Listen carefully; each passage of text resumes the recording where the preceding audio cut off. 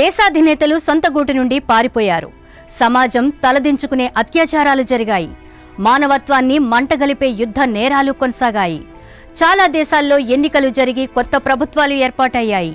ఇక విలయాలు, విషాదాలు, విధ్వంసాలు, తిరుగుబాట్లు ఇలా ఎన్నో ఘటనలకు 2024 సాక్ష్యంగా నిలిచింది.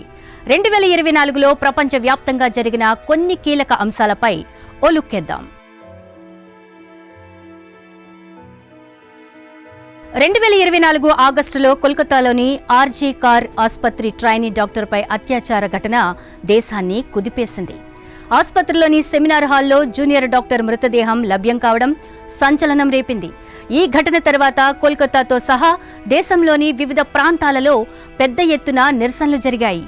ఈ కేసులో ప్రధాన నిందితుడిని అరెస్టు చేసి జైలుకు తరలించారు. ఈ ఘటన తర్వాత మహిళలపై లైంగిక వేధింపుల అంశం మరోసారి తీవ్ర చర్చకు దారితీసింది. 2024 జూలైలో కేరళ వయనాడ్లో భారీ కొండచర్యలు విరిగిపడి 254 మంది ప్రాణాలు కోల్పోయారు. మెప్పాడి, ముండక్కై తదితర ప్రాంతాల్లో కొండచర్యలు విరిగిపడ్డాయి.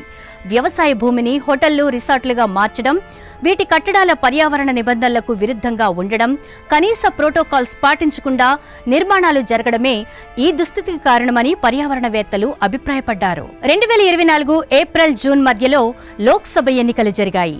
543 స్థానాలకు 7 దశల్లో జరిగిన ఈ ఎన్నికల ఫలితాలు జూన్ 4న విడుదలయ్యాయి.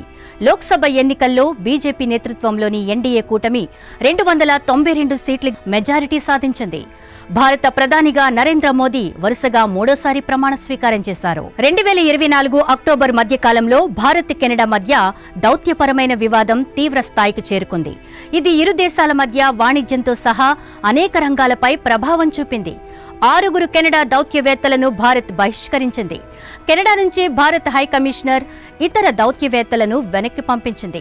కెనడాలో హిందువులపై, హిందూ దేవాలయాలపై దాడులు జరిగాయి. ఖలిస్తానీ తీవ్రవాదులు ఈ దాడులకు పాల్పడ్డారు.